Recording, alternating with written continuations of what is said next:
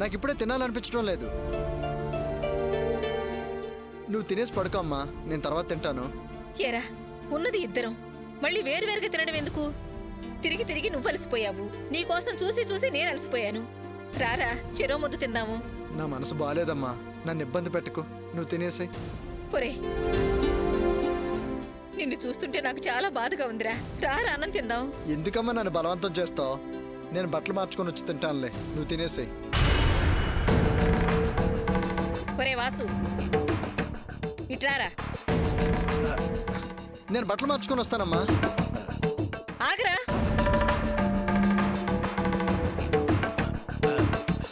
పొరే, ఇటు తిరగరా. అమ్మా అది ఏరా, తాగొచ్చావా? అబే లేదమ్మా. నువ్వు తాగొచ్చావని నాకు అర్థమైందిరా. అందుకేరా సూటిగా చూడకుండా దగ్గరికి రాకుండా దూరం దూరంగా నిలబడ్డావు. అమ్మా అది కాదమ్మా, ఫ్రెండ్ బలవంతం చేస్తే కొంచెం తాగవలసి వచ్చింది. ఫ్రెండ్ అంట ఫ్రెండ్. ఏరా, మారవరా నువ్వు? అసలు మారవరా? ఇప్పటిదాకా మీ బాబు తాగేవాడు, ఇప్పుడు నువ్వు మొదలు పెట్టావా? కట్టుకున్నాడు కన్న కొడుకు తాగుబోతులు అవుతారని ఎవరో శాపం పెట్టినట్టుంది. పొద్దున పని కోసం పెడుతున్నానని నా దగ్గర 50 రూపాయలు తీసుకెళ్లావు, ఇప్పుడు తాగొచ్చి నిలబడ్డావు. నువ్వు నన్ను పోషిస్తావా? నీలాంటి వాడి కోసమా నేను అందరినీ వదిలేసుకుంది. చిచ్చి. అమ్మా, నేను కావాలనో సరదాలు తీర్చుకోవడానికో తాగలేదమ్మా. తిరిగి తిరిగి ఉద్యోగం దొరకలేదని బాధపడుతూ తిరిగి వస్తుంటే దారిలో ఫ్రెండ్ కలిసి బార్కి తీసుకువెళ్ళి పెగ్గు పోసి నా కన్నీళ్లు తుడిచి ఓదార్చి పంపించాడే. అంతే, నువ్వు తప్పుగా అనుకో, నన్ను అపార్థం చేసుకోకమ్మా ప్లీజ్. నువ్వు మారవురా. నీ బాబు తాగి అబద్ధాలు చెప్తాడు, ఆ బుద్ధులే నీకు వచ్చాయి. అమ్మా అలా అనొద్దమ్మా. అమ్మా రేపు ఒక్కరోజు టైం ఇచ్చి చూడవే, డెఫినెట్ గా జాబ్ లో జాయిన్ అవుతాను. వద్దునైనా వద్దు. ఇన్నేళ్లు ఎదురు చూశాను, ఇంకా నువ్వు ఉద్యోగం కోసం వెళ్ళనవద్దు, ఇలా తాగొచ్చి నా ముందు నిలబడి బాధపడవద్దు. అయినా ప్రతి చోట మీ మామ ఎదురు తగులుతూనే ఉంటాడు, అది మనకు అనుభవంలోకి వచ్చిందే కదా. రోజు ఇలా ఏదో కథ చెప్పి నన్ను ఏమార్చొద్దురా. వెళ్ళరా, వెళ్ళు. అలా అనొద్దమ్మా, నా సంగతి నీకు తెలీదు. మా మామగారు నన్ను ఇంట్లోంచి తరివేసిన తర్వాత నేను చదువుకున్న వాడిని కూడా ఆలోచించకుండా, కొంచెం కూడా బాధపడకుండా హోటల్లో సప్లయర్గా చేరి ఆఖరికి ఎంగిలి ప్లేట్లు కూడా ఎత్తారమ్మా. మళ్ళీ అలాంటి పని చేసైనా కన్న తల్లివి, నిన్ను పోషించుకోలేనా నేను? నన్ను నమ్మమ్మా. ఏంట్రా, హోటల్లో ఎంగిలి ప్లేట్లు ఎత్తావా? అవునమ్మా, చేశాను. మళ్ళీ చేయడానికి కూడా మొహమాట పడ్ను. నిన్ను కాపాడుకుంటానమ్మా, నిన్ను నేను పోషించుకుంటాను. వద్దురా వాసు, వద్దు. నువ్వు చెప్పేది వింటుంటేనే తట్టుకోలేకపోతున్నాను. ఒరే, నువ్వు 4 రోజులు పని కోసం ఎక్కడికి వెళ్ళొద్దు, ఇంట్లోనే ఉండు. కాలం కలిసి వచ్చేదాకా నేనే ఏదన్నా పని చేస్తాను. ఏంటమ్మా నువ్వు అనేది? నువ్వు పనికి వెళ్తావా? అవునరా, ఇంట్లో పని అయ్యాక నేను ఖాళీగానే ఉంటాను కదా. ఇదివరకు నేను మీ నాన్న కలిసి కూలి పనికి వెళ్లేవాళ్ళం కదా. రేపు వెళ్ళి మళ్ళీ ఆ మేస్త్రిని కలిసి వస్తాను. ఆ వచ్చే కూలి మనిద్దరి కడుపు నింపుకోవడానికి సరిపోతుందిరా. చాలురా, నువ్వు మాత్రం పని కోసం వెళ్ళి ఇలా తాగొచ్చి నీ ఆరోగ్యం పాడు చేసుకోవద్దురా. రారా, రా, అన్నం తిందు గాని. అమ్మా, నువ్వు చాలా మంచిదానివే. రే, నేను నీ కన్న తల్లినిరా. బిడ్డ ఆకలి తీర్చటం తల్లి బాధ్యతరా.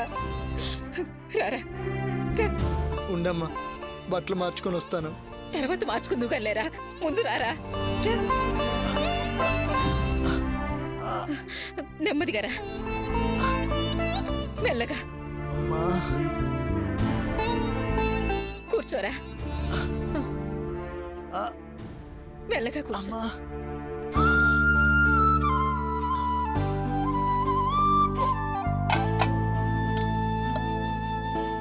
మా మామ నేను డిపార్ట్మెంటల్ స్టోర్ ఓనర్ అని చెప్పి నాతో చేయకుండా పనులన్నీ చేయించి నా బెండు తీశాడు. కానీ మా అమ్మ కూర్చోబెట్టి కూడు పెడుతుంది. వాసు, రాజయోగం అంటే నీదేరా. తినరా. ఏంట్రా వాసు ఆలోచిస్తున్నావు? అమ్మ పనికెళ్ళొద్దంటుందని బాధపడుతున్నావా? అవునమ్మా, నువ్వు పనికి వెళ్తానడం చాలా బాధగా ఉంది. ఒరే పిచ్చి మొహమడా, నువ్వు దాని గురించి ఆలోచించి బాధపడకురా. నువ్వు నా కన్న బిడ్డవరా. ఇన్నేళ్లు పెంచి పెద్ద చేసిందాన్ని ఇంకో 4 రోజులు నీకు అన్నం పెట్టలేనా? తిన్నా తిను.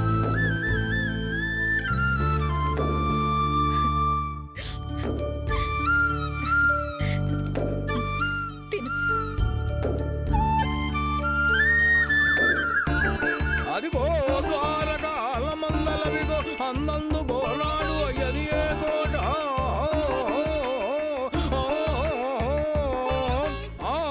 నేర్చుకోరా పద్యాలు నేర్చుకుని నా పేరు నిలబెట్టరా ఏనానా ఏంటి మావయ్య షర్ట్ వేసుకొని బయలుదేరుతున్నారు? పనికి వెళ్తున్నారా?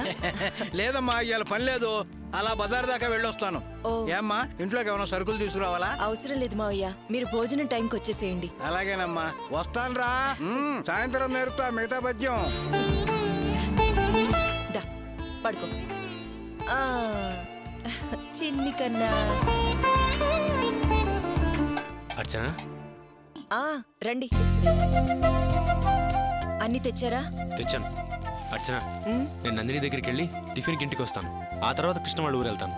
సరే, నేను మీతో పాటు రానా? వస్తే బానే ఉంటుంది, మళ్ళీ పిల్లాడితో ఇబ్బంది పడతావు. ఎందుకులే, నేను వెళ్ళొచ్చేస్తాను.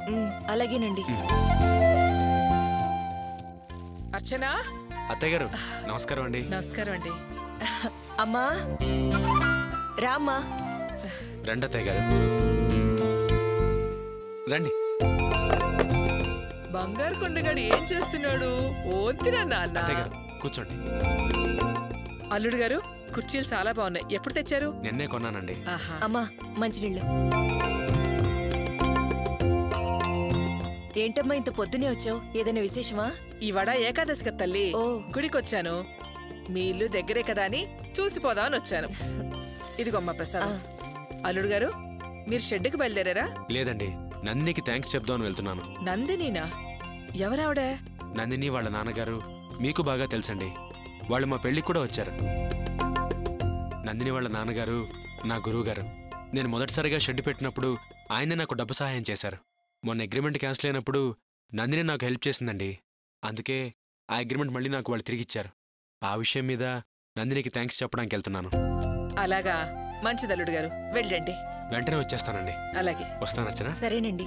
ఓంతిరా చిత్తి తండ్రి, బంగారం గడేడి. గోపి.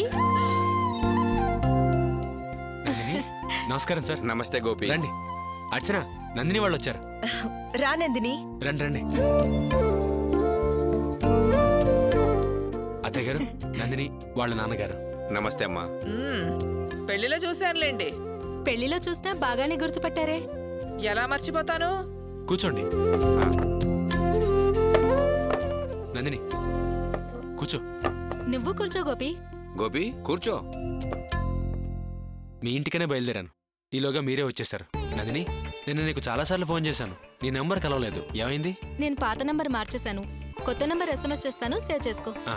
చెప్పండి, ఏం తాగుతారు? కాఫీనా టీనా? అవి తర్వాత, ముందు తినడానికి ఏదైనా పెట్టచ్చనా? నేను పెడతానులేండి. ముందు కాఫీనో టీనో తాగనివ్వండి. అవేం వద్దమ్మా, మేము ఇప్పుడే టిఫిన్ చేసి కాఫీ తాగి వస్తున్నాం. అలాగా. గోపి, వాళ్ళు కారులు ఎప్పుడు పంపిస్తామన్నారు? ఈరోజు పంపిస్తామన్నారు. నువ్వు ఖచ్చితంగా పైకొస్తావు, గొప్పగా ఎదుగుతావు. అంతా నీ చలవే నందిని. అగ్రిమెంట్ క్యాన్సిల్ అయిపోయిందని నేను చాలా భయపడ్డాను. ఏం చేయాలో తోచలేదు. కానీ నువ్వు ఈ ప్రపంచంలో ఏ ఆడది చేయని సాహసం చేసి మళ్ళీ నాకు అగ్రిమెంట్ ఇప్పించావు.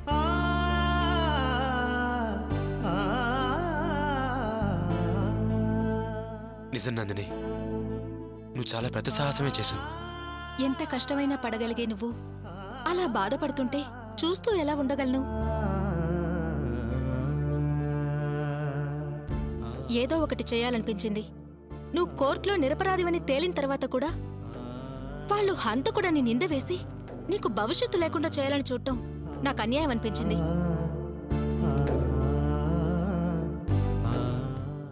అందుకే వాళ్ళకి మంచి గుణపాఠం చెప్పాలనుకున్నాను. ఒక ఆలోచన వచ్చింది. నాన్నతో కూడా చెప్పకుండా అలా చేశాను. మంచి రిజల్ట్ వచ్చింది. ఆ తర్వాత నాన్నతో చెప్పాను, చాలా సంతోషించారు. అందుకే నేను కలిసి వెళ్దామని వచ్చాను. నేను మొదటిసారి షెడ్ పెట్టుకోవడానికి నాకు సార్ సహాయం చేశారు. ఇప్పుడు నాకు మళ్ళీ అగ్రిమెంట్ రావడానికి నువ్వు సహాయం చేసావు. మీ రుణం ఎలా తీర్చుకోవాలో తెలియట్లేదు. చాలా థ్యాంక్స్ నందిని. ఏంటి గోపి ఇది?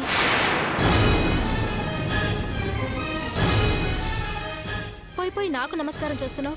దించు. నందిని, నన్ను కన్నతల్లి ఎలా ఉంటుందో నాకు తెలీదు. నేను ఈ భూమి మీద పడంగానే మా అమ్మ కన్ను మూసింది. మా అమ్మ తర్వాత నాకు అన్నీ తానే చూసుకుంది నా అర్చన.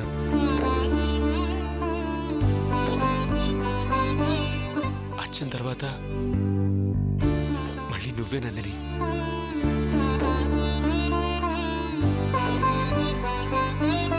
నిజం చెప్తున్నాను, ఆ దేవుడే నీ రూపంలో వచ్చి నాకు సహాయం చేశాడు.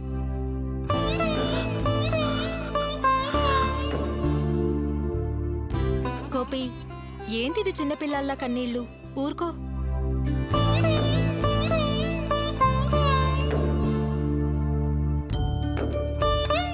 సరే గోపి, జాగ్రత్తగా పనిచేసుకో. ఖచ్చితంగా పైకొస్తావు. ఇక నీ లైఫ్ టర్న్ అయినట్టే. మరి మేము వెళ్ళొస్తాం గోపి. వస్తానండి. వస్తాను అర్చన. సరే నందిని. వస్తాం అర్చన. అలాగేనండి. వస్తామండి.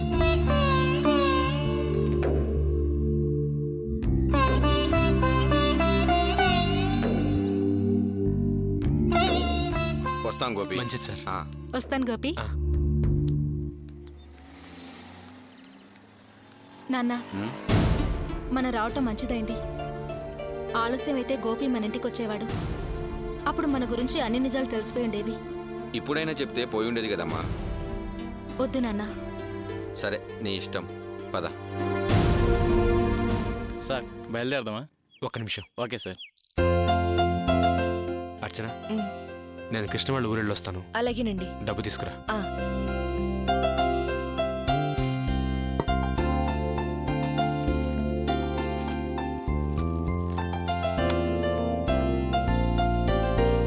ఇవిగోండి. వస్తాను. వస్తాను అత్తయ్య గారు. వెళ్ళండి. పద. అలాగే సార్, పదండి. అమ్మా, నువ్వు కూర్చో, నేను ఇడ్లీ వేస్తాను. ఇడ్లీ అక్కర్లేదు, ఏం అక్కర్లేదు, కానీ ఆ పిల్ల పద్ధతి నాకేం నచ్చలేదు.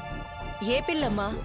అదే ఇక్కడ ఇప్పటిదాకా కూర్చుని మాట్లాడి వెళ్ళిందే ఆ పిల్ల. ఆ రోజు నీ పెళ్లిలో అరటి స్తంభాలన్నీ కింద పడేసింది అవసకునులాగా. నువ్వు పడరాని కష్టాలన్నీ పడ్డావు.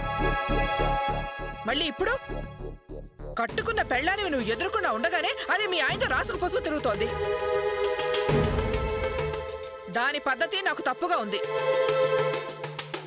ఏమైనా సరే నువ్వు ఆ అమ్మాయి విషయంలో జాగ్రత్తగా ఉండడం మంచిది. అమ్మా, నువ్వు వెళ్ళొచ్చు. ఇంటికి వెళ్ళి టిఫిన్ తిను. ఆ నందిని గురించి నీకేం తెలుసు నువ్వు ఇలా మాట్లాడుతున్నావు? ఈరోజు మా వారు ఇలా చేతి నిండా సంపాదిస్తున్నారు, సంతోషంగా ఉన్నారంటే దానికి కారణం ఆ నందినినే. చిన్నప్పటి నుంచి వాళ్ళు కళ్ళ కపటం లేకుండా కలిసిమెలిసి ఉంటున్నారు. నీకు ఆ నందిని అంటే నచ్చదు, అందుకే తను ఏం చేసినా సరే నీకు నచ్చట్లేదు. కానీ నాకేం తప్పుగా అనిపించట్లేదు. నువ్వింకెళ్ళొచ్చు. ఇంకా నిలబడున్నావే, వెళ్ళు.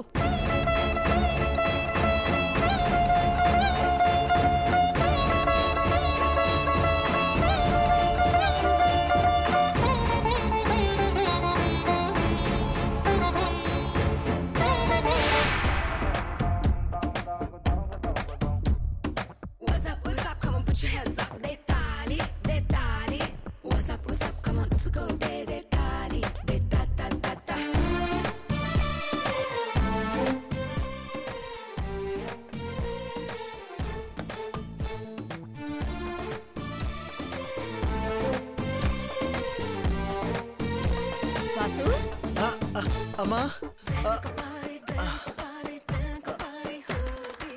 ఏంట్రా పని వెతుక్కోవాల్సిన అవసరం లేదనగానే పొద్దున్నే టీవీ చూస్తూ కూర్చున్నావు? మరి ఇంకేం చేయమంటావమ్మా? సర్లే, నేనే పని కోసం ట్రై చేస్తాను. అమ్మా అయ్యో వాసు వద్దులేరా. చూడన్నా టిఫిన్ చేసి పెట్టాను, తినేసేయి. మధ్యాహ్నానికి భోజనం కూడా వండేశాను. నీకిష్టమని బెండకాయ కూర చేశాను, మర్చిపోకుండా తిను. మరి నేను వెళ్ళొస్తాను. అమ్మా ఏంట్రా? నేను ఇలా పని పాట లేకుండా కూర్చుంటే నువ్వు పనికి వెళ్ళడం చూస్తుంటే నాకు చాలా బాధగా ఉందే. నా కర్మ, నాక పని దొరికేటట్లేదు. వయసు పైపడిన దానివి, నిన్ను కూర్చోబెట్టి నేను పోషించాలి కానీ నీ సంపాదనతో నేను తిని కూర్చోవటం నాకు చాలా బాధగా ఉందమ్మా. ఊరికే అలా ఆలోచించి బాధపడకరా. నేను పనిలోకి వెళ్ళొస్తాను, నువ్వు మర్చిపోకుండా భోజనం చేసి. సరే అమ్మా. ఎవరు ఫోన్ చేశారు ఈ టైంలో?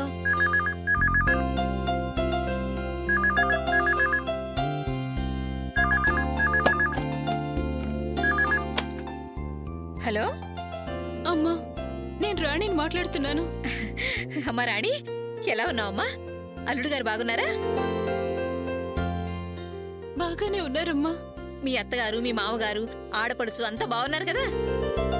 మీ వద్దు నీతో గొడవ పడడం లేదు కదా? అమ్మా, మా మావయ్య గారికి ఒంట్లో బాలేదు, హాస్పిటల్లో చేర్పించారు. ఒంట్లో బాగలేదా? హాస్పిటల్లో చేర్పించారా? ఏమైందే?